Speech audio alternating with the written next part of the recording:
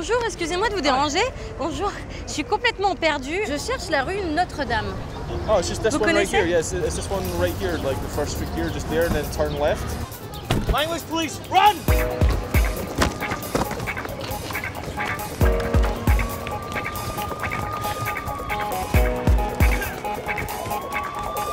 Un pied en Amérique du Nord, un autre en Europe.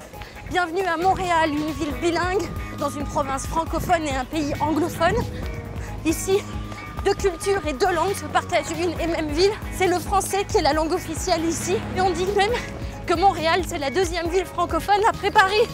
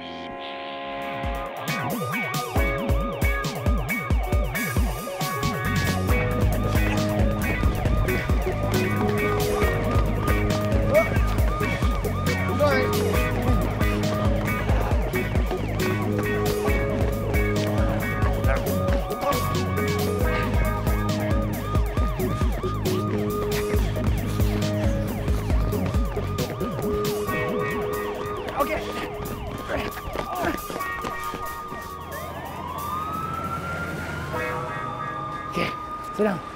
C'est là.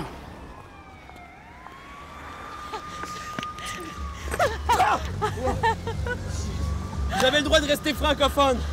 Tout ce que vous direz en anglais sera retenu contre vous devant la cour. Mais je suis française! I was just giving her directions. Oh, c'est quoi cet accent-là? T'es sous? So, Vous drunk? De quoi il parle? I'm Scottish. Vous venez avec mon poste de police, Mais madame. vous êtes qui? Vous venez avec mon poste. Le language police, c'est ça que je suis, madame, OK? Mais non! Language Mais non! police! Mais moi je suis venue ici pour explorer les tendances et les mouvements émergents à Montréal! On fuck pas avec le language police! Madame, faites-vous-en pas. C'est 2-3 petites minutes au poste. Prendre vos empreintes digitales, OK? Ça, c'est de la fiction, bien sûr. Dans la réalité, ce qui inquiète les autorités, c'est que moins de la moitié des Montréalais parleront le français d'ici 20 ans. C'est pourquoi le gouvernement cherche à tout prix à renforcer la langue française, la langue officielle du Québec, instaurée en 1977 par la loi 101. En 2013, de nouvelles affaires jettent de l'huile sur le feu et ravivent les tensions linguistiques. L'Office québécois de la langue française épingle notamment 2 restaurants de la ville pour non-respect de la loi 101. En cause, les mots pasta écrits sur une carte d'un restaurant italien et des slogans en anglais sur des cuillères en plastique d'une enseigne de glace. Connus sous le nom de Pastagate et de Spoongate, ces scandales ont inspiré nos faux officiers, baptisés Language Police. Depuis ces affaires, ils se sont donné comme objectif de réaliser 101 sketchs. Bon, les gars, qu'est-ce que c'est que cette histoire de Language Police? Rodney, toi, tu es quoi? Créateur. Créateur anglophone? Anglophone. The Language Police? Language police. Phil, Co-producer. Coproducteur, caméraman, monteur. the Language Police. Et notre ami Darren? Bah, je suis juste un mec qui... On l'a trouvé près d'un bar. On s'est dit qu'il pouvait nous être utile. La force de l'ordre, donc c'est le sergent René Deschamps et le sergent Henri Rousseau. Henri Rousseau qui vont continuer à traquer les anglophones parce qu'en fait, dans votre monde, on n'a plus le droit de parler anglais, en fait. C'est ça, l'univers de Language Police. Disons qu'on est en 2025 et que le PQ et le Québec sont devenus indépendants du Canada. Et le parti a tous les pouvoirs. Et maintenant, la Language Police a les mêmes pouvoirs que le FBI et la CIA. Ils te mettent sur écoute, ils surveillent tes mails, ils débarquent chez toi, ils s'assurent que ton bébé ne parle pas anglais. Tu vois ce que je veux dire? Et c'est pas juste l'anglais. On ne peut pas parler mandarin, on ne peut pas parler belge, on ne peut pas parler mexicain. Tu dois parler français et c'est tout. Alors, parce que dans la vraie vie, les inspecteurs de l'Office québécois de la langue surveillent et vérifient que les entreprises, que les restaurants respectent la loi 101 qui oblige les gens à parler français et à avoir un certain quota de français, c'est ça? Cette opinion que tout doit être en français, tout doit être écrit en français. Ouais. C'est une moquerie de la loi 101 qui est une loi qui est en train de dire que tout doit être affiché en français. Et moi, j'ai rien contre les francophones. On est francophones les deux. Ouais. Mais ce qu'on est contre, c'est cette dualité-là. Puis on va perdre quoi si on parle plus qu'une langue? On va perdre la tête? Ouais, Qu'est-ce qui se passe? Moi, je pense que c'est quand même aussi bon de garder le français au Québec parce que je pense que ça attire énormément de touristes. Ouais. Fait que c'est sûr que je comprends les mesures qui ont été prises pour essayer de faire respecter le langage francophone. Parce ici. que le français, c'est la langue officielle ici. Hein, on est d'accord. Ouais. Donc toi, tu dois apprendre le français, hein? You have to learn French. Puis, non, moi, je suis un fier francophone. Puis, ma grand-mère est une anglophone. Fait que mon grand-père, mon père a grandi dans une famille franglais. D'accord. C'est les deux langages qui se parlent en même temps. Et je pense que c'est peut-être la peur du gouvernement, c'est qu'on devienne très franglais puis qu'il n'y ait plus aucune des deux langues qui soit parlée correctement. Fait que je pense que de garder le français au Québec, c'est une bonne chose, mais on n'a pas à dire aux Anglais de ne pas parler en anglais, parce que moi, je suis content de pouvoir parler avec des Anglais. Parce que quand je m'en vais à New York, quand je m'en vais à Los Angeles, si j'ai pas des Anglais dans ma vie de tous les jours pour pouvoir pratiquer, je suis pas capable de parler à New York et à Los Angeles. Puis, je veux dire... On dit Los Angeles? Los Angeles. Comment tu dis? Los Angeles? Anyway, moi, personnellement, je veux parler avec des Anglais. Je trouve ça parfait comment est-ce qu'on est, là. Tu sais, le Québec, selon moi, est parfait. Autant français... Comme ça, comme il est bilingue. Oui. Je le laisserai comme ça ici. Ouais, bilingue. Oui, ce qui se passe, c'est que nous autres, on est au Québec, dans le Canada, en Amérique. En Amérique. Fait que, c'est quoi que tu essaies de dire à un enfant si tu lui dis « Non, personne ne parle en anglais sur ses heures de break à job » parce que c'est arrivé pour de vrai qu'il y a un employé dans un IGA. Ici, c'est un marché... Une chaîne de supermarchés. Bref, la fille a parlé en anglais sur ses heures de break et le boss l'a congédié. Moi, je trouve ça complètement stupide. Parce que tout ça a commencé d'une guerre sur les plaines d'Abraham alors qu'il y avait Wolfe et Montcalm. Wolfe étant le dirigeant des Anglais et Montcalm étant le dirigeant des Français. Et les Français se sont fait péter la gueule. Et je pense qu'à partir de là, il y a quelqu'un qui a sorti le fameux proverbe « Vous avez gagné la bataille, mais la guerre n'est pas finie. » C'est ça. Et je pense qu'on est encore un peu dans cette guerre-là. Je crois que vous avez intérêt à m'apprendre quelques mots en québécois parce que moi, je suis prête à explorer Montréal, mais je parle pas du tout le québécois. Par exemple, pour dire bonjour, ici, vous dites « Allô ». Allô, tabarnak. C'est quoi ce truc? Allô, tabarnak. Je pense que les Français adorent quand on dit tabarnak. Un peu, ouais. Ça défend trop rire. Je comprends rien de ce que tu me dis. C'est de la ponctuation. Comment tu dis? Je sais pas. Ça n'existe pas? Pour de vrai? Non. Putain de bordel de merde. N'importe quoi. Bon, allez. Je pense que je suis prête en tous les cas à explorer Montréal. Bienvenue au Québec et bienvenue à Montréal. Comment on dit ça en québécois? Bienvenue au Québec, calice de petit tabarnak. Merci les gars. Merci.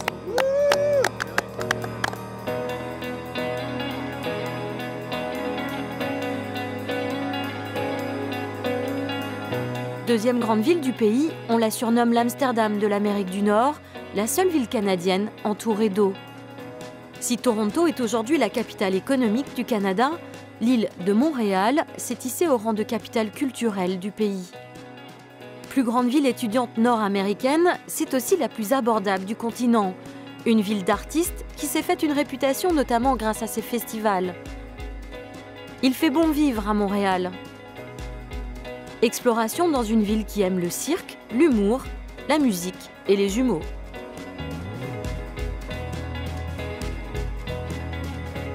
À bien regarder cette ville, nul ne peut imaginer le climat de révolte qui régnait ici il n'y a pas si longtemps. Manifestations monstres, concerts de casseroles, arrestations musclées, défilés de mascottes. Montréal s'indigne contre les augmentations des frais de scolarité, les violences policières, la corruption, non sans humour et un certain cachet arty.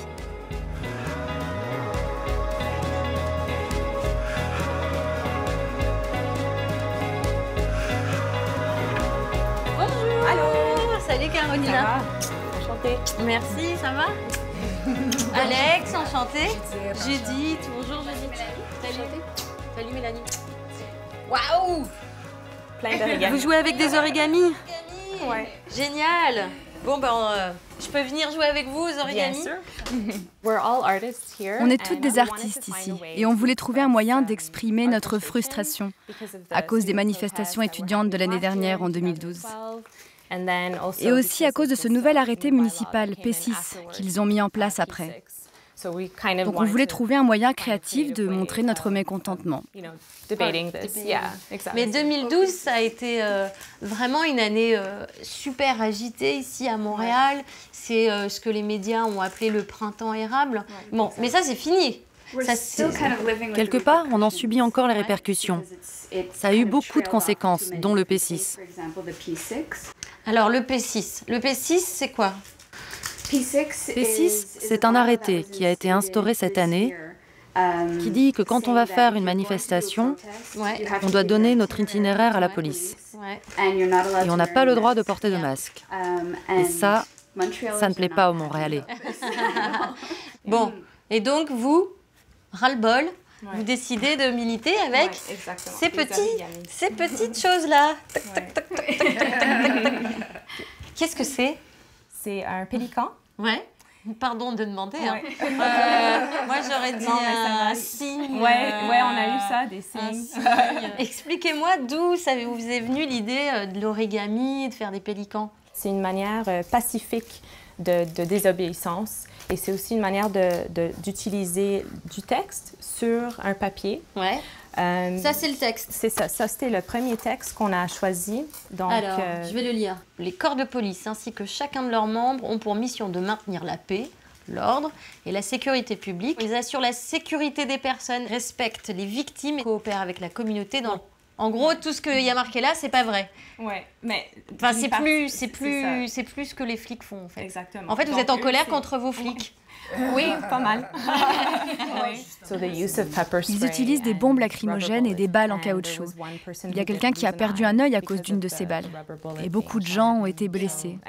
On m'a dit que des gens étaient traumatisés, notamment psychologiquement, à tel point qu'ils avaient peur d'aller à une autre manifestation. Donc, d'une certaine façon, ce qu'ils font avec cet arrêté, ça marche. Ils font peur aux gens et comme ça évite qu'il y ait d'autres manifestations. Exactement. Et donc, ce petit animal va les réconforter. Mais pourquoi le pélican? Je croyais qu'il était rouge, votre pélican. Ah ouais, parce qu'au début, c'était là-dessus. Parce que le rouge, c'était le symbole de la couleur du printemps érable. Oui, tout le monde portait des petits carrés rouges sur eux. D'accord, ok. On veut vraiment vivre dans une société paisible et démocratique. C'est ça l'objectif. On veut reprendre le pouvoir et notre ville. Ok. Allons reprendre la ville alors. Allez, c'est parti.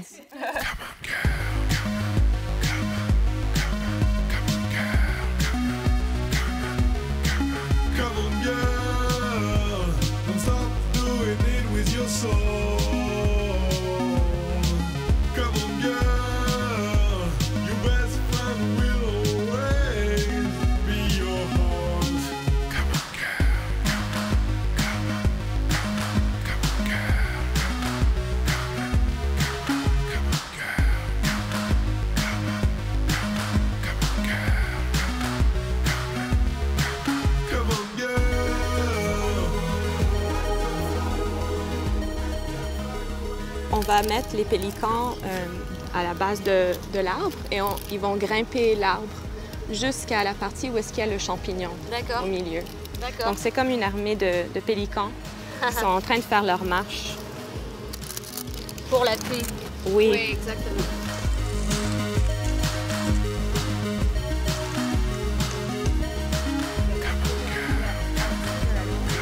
Vous me dites si vous aimez pas.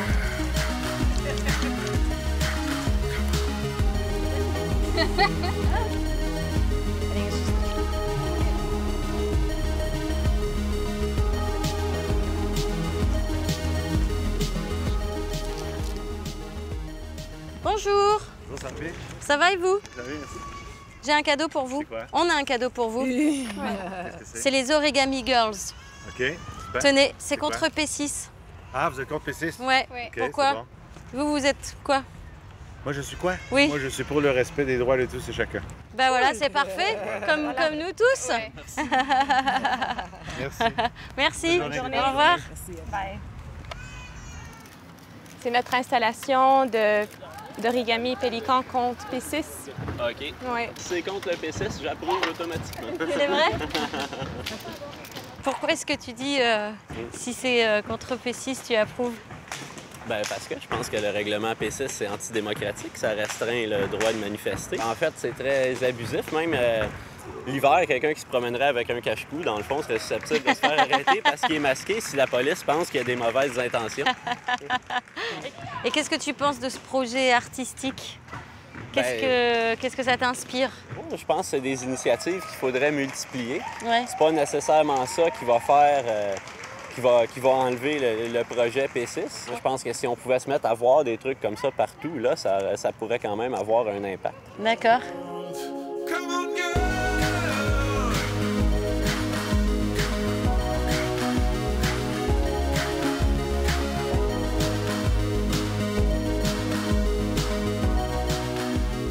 Pourquoi vous aviez choisi un arbre? Le symbolisme aussi de l'arbre, c'est la vie. C'est la vie qui monte des racines jusqu'en haut. Et c'est aussi l'arbre le plus ancien de ce parc. Et c'est un érable. Donc, je pense... Ouais, ouais. Est-ce que l'art peut être source d'une révolution et amener à un changement dans la société? Je pense que c'est plutôt une expression d'une volonté politique. Et là, surtout de le faire en public, on a la chance de jaser avec du monde sur les idées. Oui, c'est une façon d'envoyer un message. Les gens peuvent être un peu intimidés au premier abord parce qu'ils n'ont pas l'habitude de voir de l'art public exposé de manière aussi spontanée. C'est aussi sympa de voir les gens s'intéresser, poser des questions, être curieux. Bon, je pense que la révolution par le pélican et l'origami peut commencer. Oui. Je déclare la révolution ouverte. Allez, salut!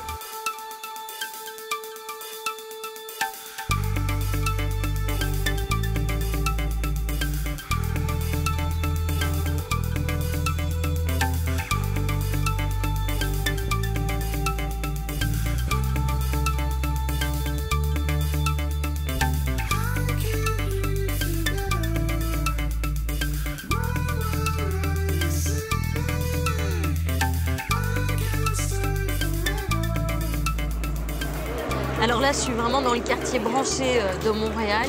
Ça s'appelle le Myland. Ici, les juifs hassidiques, les bobos et les artistes vivent vraiment dans ce quartier. On compare souvent le Myland au quartier de Williamsburg à Brooklyn, à New York. Et c'est dans ce quartier qu'on trouve les meilleurs bagels de la ville que je vais m'empresser de goûter.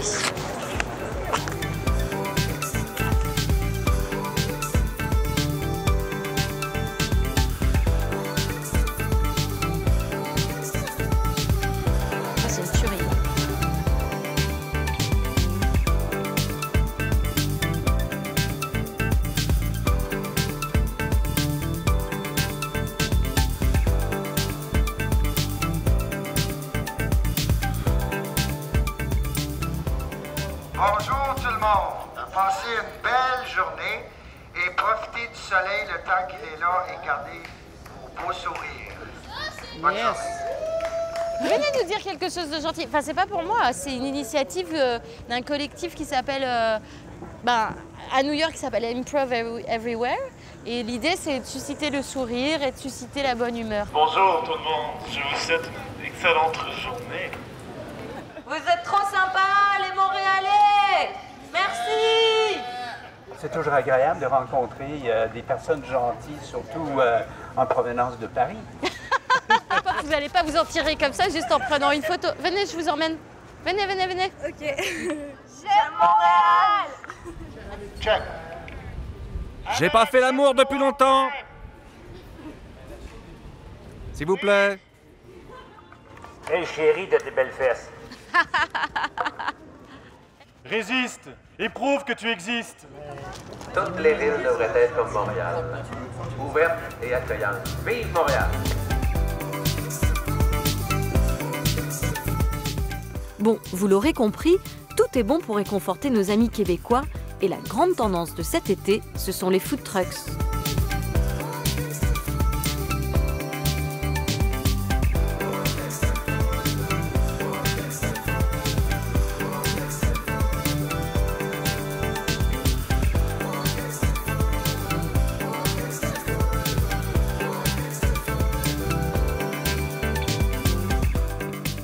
L'heure tourne, après le Myland et le quartier du village, direction Trip & Caviar, un food club unique en son genre.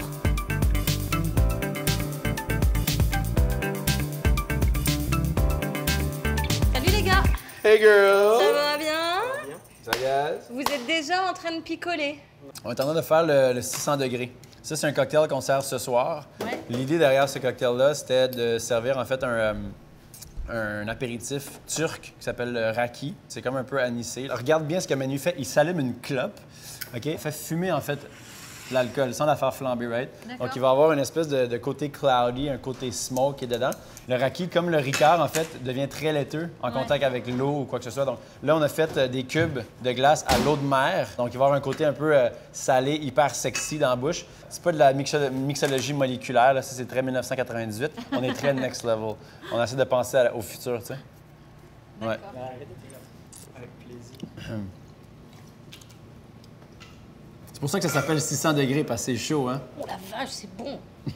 She said it. You heard it today. Wow! Attendez, je vais venir un peu avec vous, là. Qu'est-ce que c'est que cette histoire de trip et pourquoi tu tripes sur les tripes? Fantastique. L'idée de Trip & Caviar, en fait, est de sortir de ce côté-là mainstream. C'est aussi de, je pense, innover vers cette nouvelle culture-là de la bouffe. Parce que Montréal, c'est pas connu comme étant une ville hyper gastro. En tous les cas, pas encore, mais ça le devient. Tu veux qu'on sorte les gants de boxe? Waouh! Déjà, on a à peine bu un verre. Non, t'as raison. Je pense qu'on est une culture hyper avant-gardiste. On est wild, là. On est hyper wild, les Québécois. Il faut que tu m'expliques. Trip & Caviar, c'est ton club. Ouais. Raconte, qu'est-ce que c'est? L'idée, c'était vraiment de faire des éléments hyper immersifs entourant les abats et les cocktails. Parce qu'on essayait d'éduquer les gens, en fait, sur la transformation, la cuisine des abats, donc les parties un petit peu plus mal aimées d'un animal, et le faire en relation avec des cocktails. Parce que tout le monde faisait des accords mets-vins, right? C'est vu... Les accords, c'est quand on propose... On agence un cocktail ou un verre de vin avec un plat, par exemple. Exact. Donc toi, ras-le-bol, le vin, c'est le cocktail. Moi, le vin, j'adore le boire, mais je connais pas grand-chose là-dedans. Puis je trouve que c'est très complexe et c'est une... Il est vénère, le gars. Il a soif. Ça paraît un peu fou, mais dans le fond, c'est beaucoup plus naturel que d'accorder avec du vin. On a des cocktails qui ont choisi la palette de saveurs. Ce qui est important pour toi, c'est finalement d'éduquer les gens à des choses qu'ils connaissent pas et aussi de tout utiliser dans la cuisine. L'idée de faire des abats, c'est parce que moi, je trouvais qu'il y en avait trop qui étaient achetés. Que les gens sont pas éduqués, sont pas grandis en mangeant des abats nécessairement. Ouais. Donc, c'est un peu repoussant pour certaines personnes. Nous autres ici, on a décidé de faire ça, puis c'est un gros guess. En même temps, c'est notre edge, là, tu sais, le restaurant. Ce soir, qu'est-ce qui s'est passé dans ce restaurant-là aujourd'hui? À chaque événement, c'est une thématique différente qui fit avec... je sais pas, le vibe du moment. Comme en ce moment, il y a eu beaucoup de feux de forêt dans le nord du Québec, vers le printemps. Il a fait super chaud, des grandes sécheresses. L'événement s'appelle Inferno, là, donc c'est vraiment un événement qu'on fait en rapport avec qu'est-ce qu'on retrouve post-feu. D'accord. Donc feu de forêt ce soir. C'est très bon. Donc, ça. Tu veux goûter encore? Prends une gorgée. Je vais arrêter. Hein. Regarde. Oh là là, c'est quoi ça? Allez, bois, Alexandra! Oui, je bois. La vie est un cadeau! Allez. La vie est un cadeau. Santé. Oh my God, this is sexy. Oh là là. Wouh! Oh, c'est bon. C'est sec, hein? Bon, hein? Et moi, je suis censée vous aider ce soir. Oui. D'ailleurs, là, tu vas t'en venir en cuisine parce qu'on est un petit peu dans le jus. Ouais. Tu m'empêches de travailler, donc je sais. Faut vraiment que tu viennes nous aider. Mais Tu vois ma nervosité, là, tout d'un coup?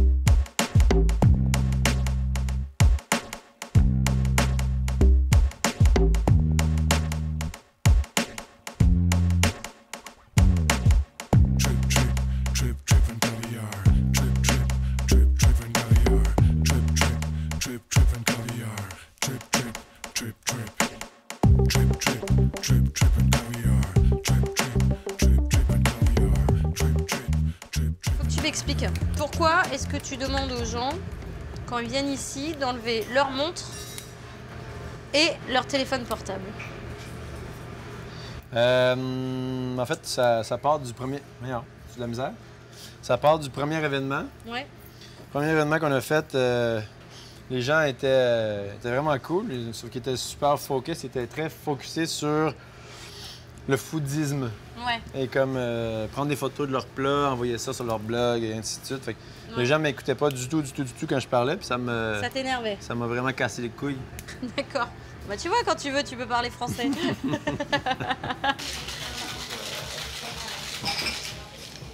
Pour ceux et celles que c'est leur première fois, on commence toujours par le fameux TNC Prayer Shot. C'est vraiment pas religieux, c'est juste vraiment comme alcoolique. Et c'est notre façon à nous de comme vous starter puis de vous briser la glace pour vous mettre dans une espèce d'ambiance ultra décontracte et suave. OK, donc on récite après moi, puis après ça, on boit le shot. C'est écœurant. Je suis ce que je mange. Je suis ce que je mange. Et je mange avec passion tout ce qui se mange. Et je mange avec passion tout ce qui se mange. Je ne mange pas pour vivre. Je ne mange pas pour vivre. Mais je vis pour manger. Mais je vis pour manger. Cheers. Let's do it. T'es-tu prête? OK. Ouais. J'ai une tâche impérative pour toi. Oui, tu veux que je lui crème la peau? Cramer la peau parce que là, on les a fumés à chaud. OK. Juste faire vraiment une belle bande. Donc les gens vont vraiment... Ah ouais! C'est fantastique, hein? Ah, c'est génial, ce truc. C'est qu'il faut que tu crèves les yeux avec la flamme aussi. Oh non! Ben oui, ça fait partie de la game. Oh non, mais c'est vraiment violent, quoi. Oh! Nice. Ouais, faut que tu leur crèves les yeux. Oh non, c'est horrible! Je peux pas faire ça, tiens! Non, la vie est belle. C'est beau, non? Oh non, mais non! Parce qu'après ça, tu peux les manger. Ah non, je peux pas manger ça. Alexandra? Non, je mange pas ça. T'as rien là? Non, je mange pas ça. Non, je mange pas ça. C'est comme des chips. Non, je mange pas ça. T'en manges un, j'en mange un. Alexandra, allez. Tu passes live, là, c'est live. En toutes les... En simultané. Allez, tiens. Ça va, il y a une belle texture. It's about to get down? Non, mais franchement, j'ai... Voilà, je suis pas Fred. Let's do it. T'es-tu prête? OK. 1, 2, 3, go.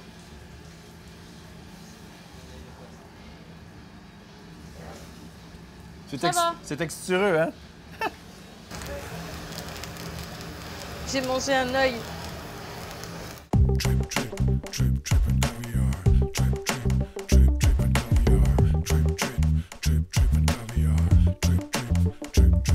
Je vais juste vous expliquer qu'est-ce qui m'a fait penser en fait à la truite dans ma tête. Si jamais je suis dans un feu de forêt, mettons je suis dans le nord, là, moi je suis Joe la truite, je suis dans mon ruisseau, puis il commence à faire chaud, tu sais, temperature's rising. De là, le 600 degrés dans le nom du cocktail, t'as pognes-tu? Thématique. I'm starting to boil. Je vais comme fumer sur place. Fait que c'est ça l'idée. Il est comme là, puis il essaie de nager, il essaie de remonter le courant, puis tranquillement, pas vite, bien, il fume sur place parce que comme l'eau s'évapore, il fait tellement chaud, 600 degrés ici, il perd la carte, tu sais. Fait que je vous aime, lâchez pas la patate. Bon appétit. C'est le fun. Cheers.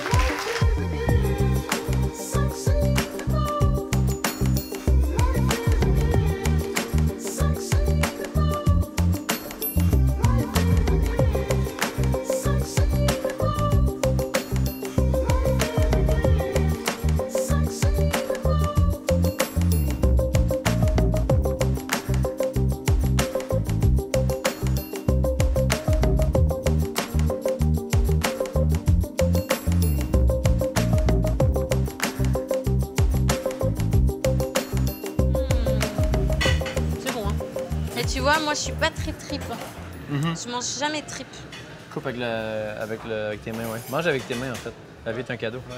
On est chez Trip et Caviar, on n'est pas chez Gagnère, là. J'ai toujours du mal avec le foie. Ouais. Mais c'est très bon. Foie avec la duxelle, tu vas capoter, tu vas tomber à terre, il va falloir qu'on te retienne. Je vais capoter. On va la tenir. Avec les poires.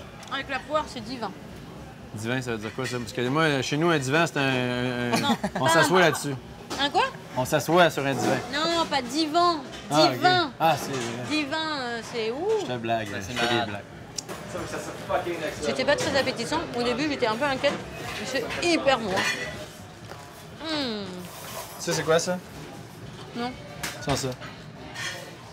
Ça s'en va sur le prochain plat. Ah si! La palourde ou un truc comme ça. La botarga. La poutargue. Ça va être écœurant, hein? Ça vient avec la truite fumée. Non, j'ai dit écœurant. Au Québec, on dit écœurant, c'est comme ça va être wow, ça va être un truc de ouf, quoi. Ah oui, d'accord. Moi, écœurant, je le prends comme un truc négatif. Non, écœurant. Manu, j'ai dit écœurant. Elle dit non, ça a l'air bon. Je suis comme non, tu comprends pas. Écœurant. Ça a dégueulasse son truc. Oh là là, ça va être écœurant, ça va être dégueulasse. Mais alors je vais faire un truc, mais c'est dégueulasse. C'est un truc de ouf! C'est un truc de ouf. Viens manger ça sur mon divan. C'est ça. OK, levez-vous, tabarnak! Let's do it! We're in Montreal, motherfucker!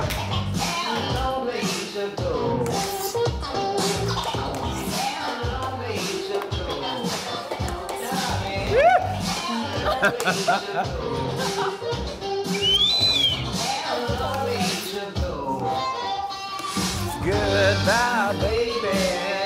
Years ago. Years ago. Goodbye, baby. Years ago. You ready? Let's do this.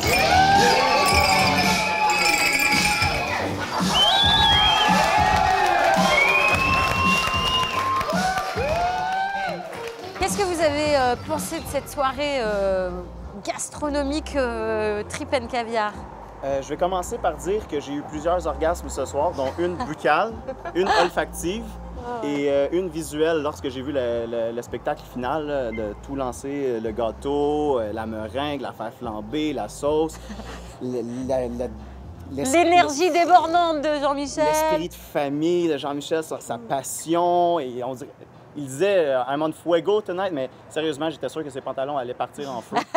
T'as pas réussi à finir les plats? Non, j'ai vraiment pas réussi à finir les plats. Là, c'était gargantuesque, en fait. J'étais sous. La bouffe m'a rendu sous. Ça, c'est plutôt original. Ouais. Explique-moi ça, là. C'est quoi le concept? Écoute, en fait, quand ton sang est imprégné d'autant de bouffe, ton degré de bouffémie, ton degré de bouffémie dépasse largement la limite permise, même pour conduire. Il est fou, Jean-Michel. Ouais, il est fou. On essaie plein d'affaires. Vraiment, vraiment plein. C'est ça que tu apprécies, c'est sa folie? Écoute, c'est sa folie culinaire. C'est que j'essaie des trucs que je vais jamais essayer, que je vais jamais oser commander. Bon, comment ça s'est passé? T'es content? Ouais, vraiment. C'était fantastique, C'était bien. À toi de me le dire. Non, mais attends, ton lâcher de dessert, là, c'est un truc de malade. C'était un truc de ouf, quoi. Un truc de ouf. Mais c'est toi qui es dingue. Non, c'est toi. Non, c'est toi. Il se passe un truc au moment du dessert. Il y a une bulle, en fait. Tu te lâches, là. On vire un petit peu fou. C'est vraiment axé sur la fraternité, le partage. On mange avec les doigts, on prend des napkins, on se french. C'est fantastique. La vie est belle. On se french. Tu sais ce que ça veut dire, ça? Ben, on s'embrasse. On se french, on s'embrasse. La vie est belle. On se french, j'adore. Il va m'embrasser dans 2 minutes. Bon, allez. Merci beaucoup, Jean-Michel. Ça fait plaisir. Je me suis régalée. Viens faire un Trip and Caviar à Paris. As-tu un petit matelas gonflable pour moi? Oui, on va pouvoir t'arranger ça chez Canal+. C'est bon, let's do it. Trip and Caviar à Paris? Ben oui. J'étais excitée tout d'un coup. Mais tu es excitée toute la soirée. De quoi tu parles? Non, mais Trip and Caviar à Paris. Let's do it.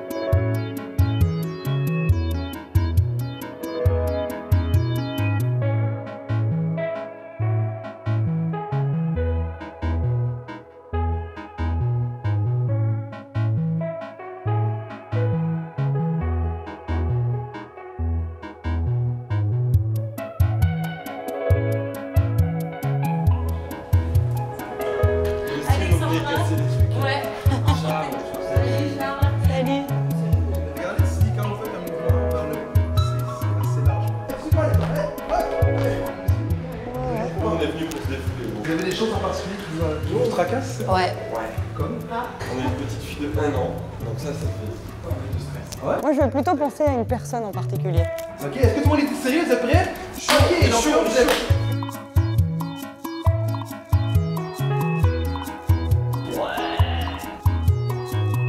Comment on peut pas respirer là-dedans? J'ai peur! Moi aussi j'ai peur! Tout va bien aller, tout va bien aller. Défoulez-vous bien les gars. Moi je sais pas combien de temps je vais rester là-dedans mais... Allez.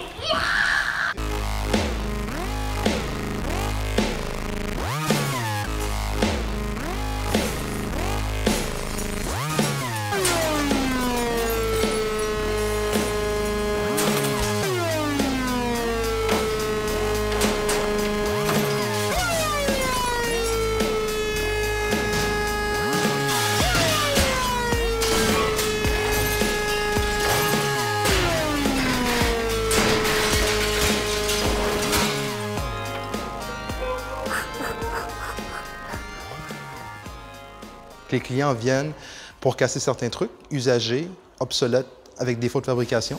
Par la suite, une fois que le matériel il est brisé, comme tu vois en ce moment, on le trie. Donc c'est vraiment un concept qui fusionne le divertissement, la récupération et le recyclage. Quand ils viennent ici, ils vont non seulement participer de manière proactive au recyclage, et puis en plus pour un peu briser les codes, donc sortir du conventionnalisme. Il y a des psychologues aussi qui amènent des clients ici pour enlever le stress supplémentaire, la mauvaise énergie. Tu sais, toute ta vie, on te dit ne casse pas ci, ne casse pas ça, fais attention à ci, fais attention à ça. Et tout d'un coup, en l'espace de quelques secondes, tu t'habilles et tu fais complètement le contraire de tout ce qu'on t'a appris dans toute ta vie. C'est vraiment une manière de s'amuser, donc une alternative. Soit enlever la pression, mais aussi pour avoir du plaisir entre amis, du team building pour les entreprises. Ça peut être pour des maisons des jeunes, pour les adolescents aussi. Devenir la violence. Pense à ce que tu veux. Pense à moi. Oh, mais non. Ah non, ça marche pas. Ça marche pas, regarde, elle est tétanisée maintenant.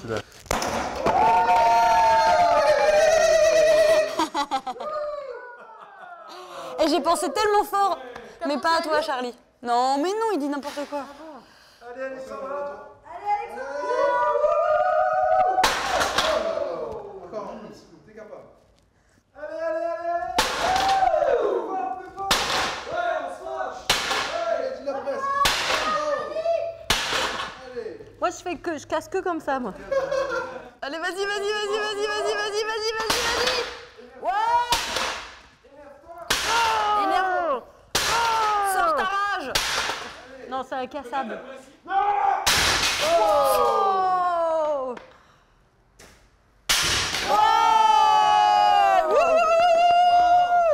Alors, Stéphane? Ça fait ressortir nos instincts primaires, là. C'est ça le but, c'est pour le temps de relaxer, respirer. Je pense que le mec, il s'imaginait pas 2 secondes qu'on allait péter. Ah non, les gars, alors c'est bien parce que, genre, tata, j'ai peur, je vais pas pouvoir casser beaucoup de trucs. La fille, elle s'est acharnée sur le truc. Toi, c'est genre monster. Et moi, en fait, j'ai pas réussi à péter beaucoup de trucs parce que le bruit, il m'a tétanisé, quoi. Et la batte, c'était pas la meilleure arme. Non, c'était nul finalement la batte, ça n'a aucun le pied intérêt. de biche, ça faisait des petits trous vicieux jusqu'à ce que... Ah bah toi, t'es le pied de biche, quoi. C'est le truc qui va convenir. Toi, t'es une cambrioleuse professionnelle, en fait. Qu'est-ce que vous avez appris sur vous-même et l'un sur l'autre? Moi, ça m'a quand même un peu inquiété de te voir avec le pied de biche, quoi. Parce que t'as une espèce d'acharnement, quoi. Mais j'ai vraiment ça. Elle s'est acharnée, ouais. Et tu sais, c'est un cadre autorisé. Oui, c'est sûr. De la charge. Mais moi, je trouve en tout cas que ça crée une sorte d'obsession où t'as le truc intact et tu peux pas t'arrêter tant que tu le vois pas fendu, quoi. Ça pousse au crime, quoi. Ouais, c'est un pouce au crime. Mais c'est un super défouloir. Qu'est-ce que tu ressens là tout de suite? Je te dis, en fait, c'est un peu pernicieux, mais ouais, je tapais sur les choses que je voudrais changer chez moi, quoi. Il l'a dit, en fait, c'est un moment, au début, tu sais, il a dit vous pouvez même penser à des choses que vous aimez pas chez vous. Ouais. Et du coup, j'ai fait ça. Et c'est quoi que t'aimes pas chez toi que t'as du coup cassé là? Je m'énerve trop facilement. Je me suis énervée sur mon énervement. Tu t'es énervée sur ton énervement. Toi, t'as pensé à quoi? Moi, j'étais en bon obsessionnel, il fallait que je casse ce truc que j'étais en train de casser, quoi, c'est tout. En fait, tout à l'heure, je disais en blaguant, c'est une alternative au sport, mais je le ressens, je l'ai vraiment senti comme ça. Ouais, donc ça marche. Ça marche. Franchement, moi, ça marche. Ça crée des liens et tout. À jamais, on aura cette expérience qu'on aura vécue tous les trois ici à Montréal et je vous remercie. Mais merci à toi.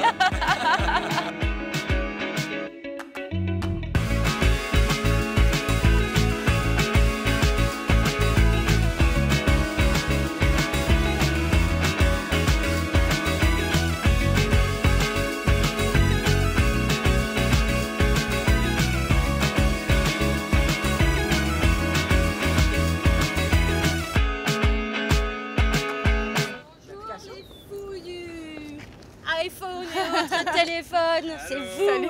Oui, c'est nous. En fait, on fait de l'art mobile. On fait tous de l'art avec notre téléphone mobile, carrément.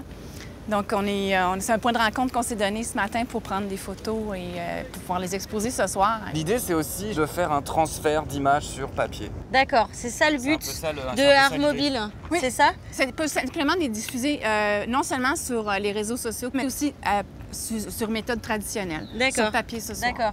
Une des missions de Montréal Art Mobile, c'est aussi de faire valider cet outil-là comme n'importe quel autre outil avec lequel on peut travailler pour réussir à faire nos créations et aussi, bien sûr, après ça, de faire valider ça dans les galeries, dans des espaces publics, faire accepter ça dans les musées. Au même titre que n'importe quel photographe avec d'autres appareils, ça peut être un outil qui est tout à fait valide pour la création. Pourquoi c'est pas le cas? La communauté des photographes professionnels, entre guillemets, des fois nous regarde avec un petit œil un peu hautain en voulant dire, ben non, vous pouvez pas faire des photos avec un téléphone, ça se peut pas. Il y a des gens comme Annie Leibovitz, qui est quand même une des grandes photographes du monde, qui en pleine émission de télé a dit « La meilleure caméra que j'ai en ce moment, c'est ça. » Ça, c'est génial. Ça commence à changer un peu le monde de la photographie.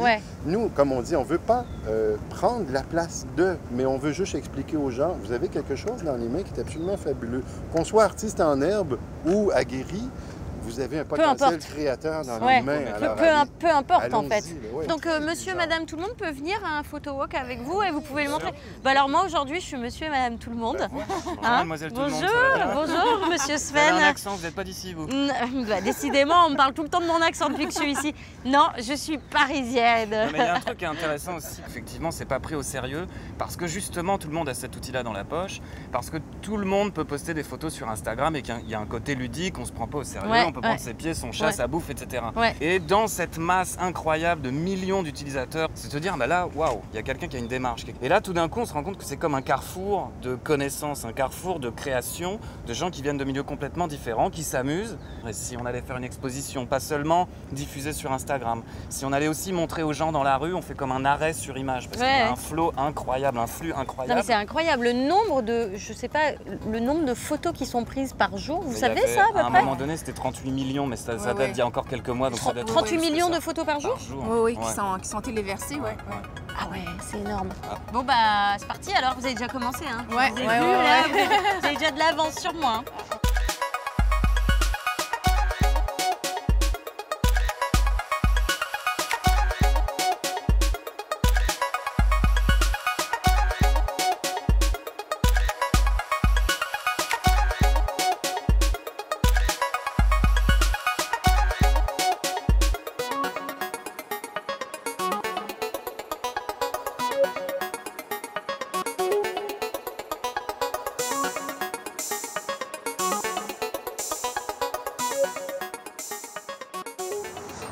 C'est une ville que j'adore, c'est un terrain de jeu artistique aussi qui est très très puissant. Il y a un côté laisser vivre, laisser aller, tu sais, tu peux tenter plus facilement, tu as plus d'espace. Tu sais, c'est un peu ok, tente le coup, vas-y, fais voir de quoi tu es capable. Donc, ce qui n'est pas évident parce que c'est quand même une ville où il y a énormément d'artistes, donc j'imagine que la compétition entre les artistes doit être assez importante. C'est pas tant une concurrence qu'une émulation en fait, parce qu'il y a énormément d'immigration et pas seulement française. Non, bien sûr. Et donc il y a cette émulation, ce mélange de cultures. Artistiquement parlant, c'est clair que ça donne un foisonnement incroyable. Bon allez, on continue? Ouais, on continue. On a une expo. Hein. Ouais.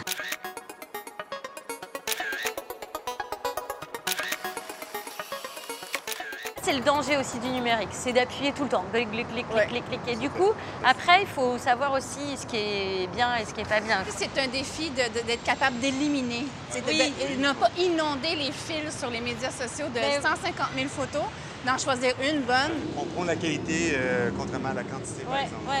Bon alors du coup, ce soir, on a intérêt à sélectionner. Hein. Qui va sélectionner? Chacun va. Oui, on fait chacun sélectionne.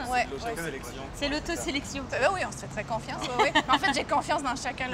Leur démarche artistique de chacun est assez exceptionnelle, donc j'ai pas. D'accord. Et vous avez confiance en moi? Ah oui. Allez. Dès les premières minutes.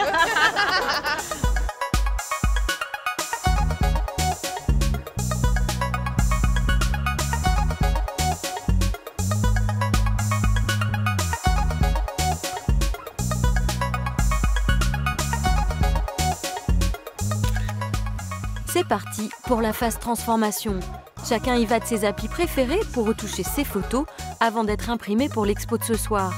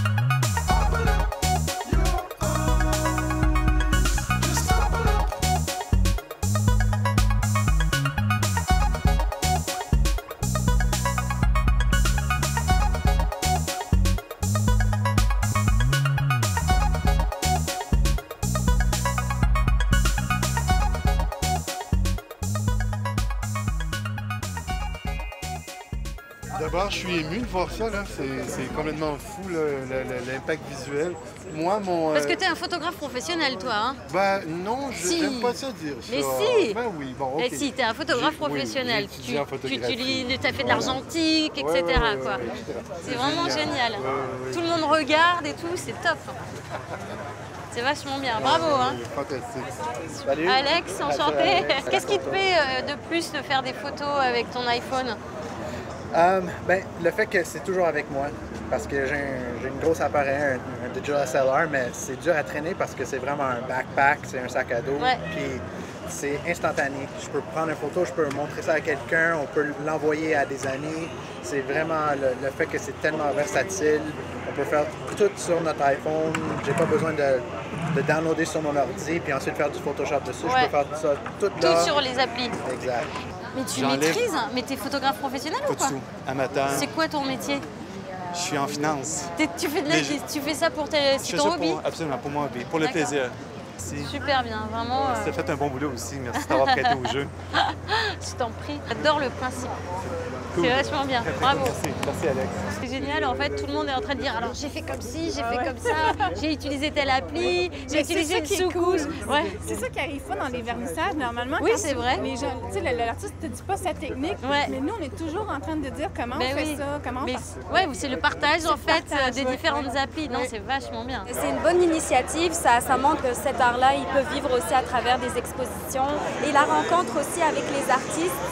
Qu'on suit à travers les médias sociaux, c'est très important, je trouve, d'avoir ces échanges-là. Bon, ben bravo les artistes! Bravo! Ouais, bravo tout le monde! À bientôt! Bientôt! Merci! Bye!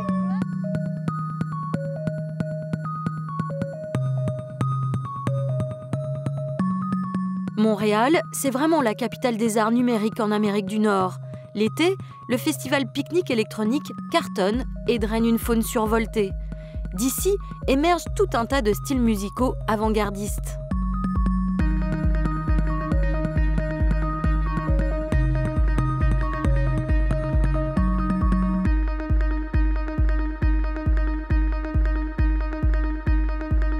Montréal, c'est vraiment une ville de fêtes underground et d'une multitude de tribus urbaines.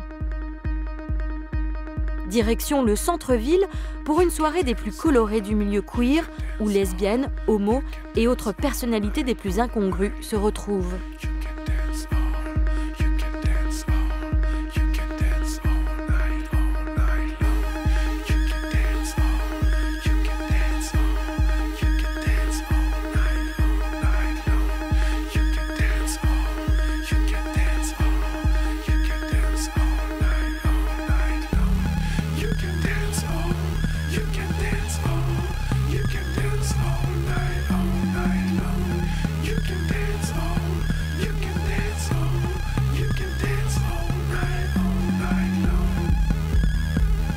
Alors, explique-moi un peu ce que c'est ces soirées pompes. was important for me in Montreal d'avoir un nom qui fonctionnait en anglais et en français. D'accord. Parce que Pompe, c'est un parti où je sais que les anglophones et les francophones se trouvent une place pour se réunir.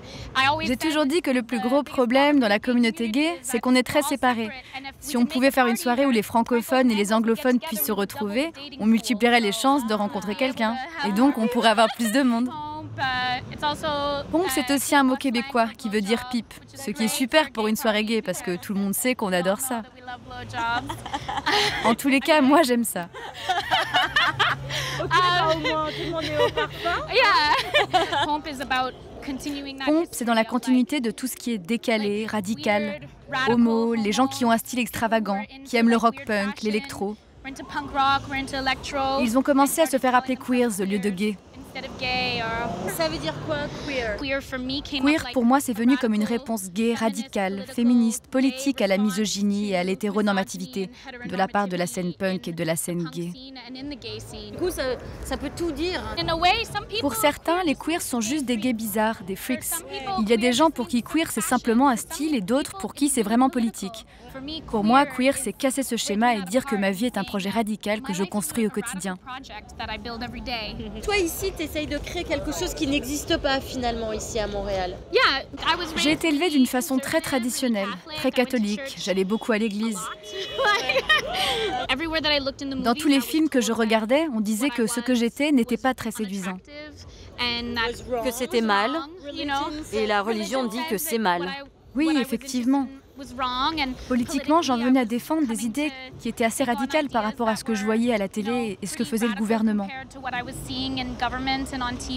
J'ai commencé à rencontrer ces gens géniaux, des artistes, des femmes grosses et très belles qui montaient sur scène et qui faisaient du burlesque ou de la musique.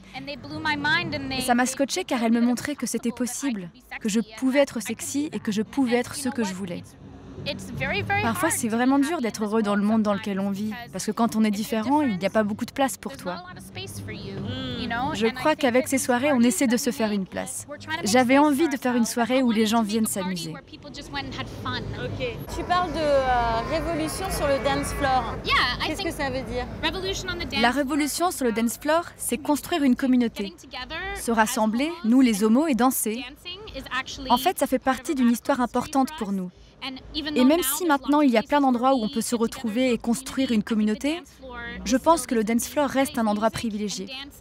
La musique et la danse, c'est quelque chose qui permet de te connecter. C'est comme une catharsis. Et ça te fait te sentir tellement bien. Bon, ben voilà, je crois que tout est dit. Hein. C'est danser et la musique est partagée ensemble. Yes. Oui, c'est ça. On y va? On va aller danser?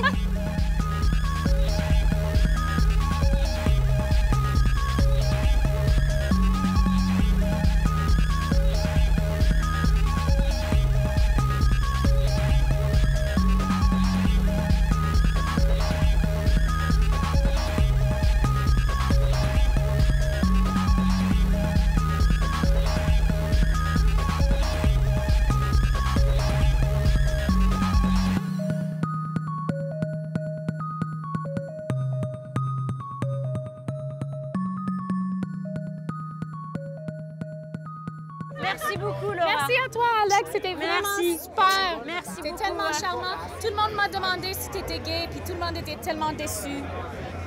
Tu as brisé beaucoup de cœurs ce soir. Peut-être la prochaine fois. Ça serait de l'exploration.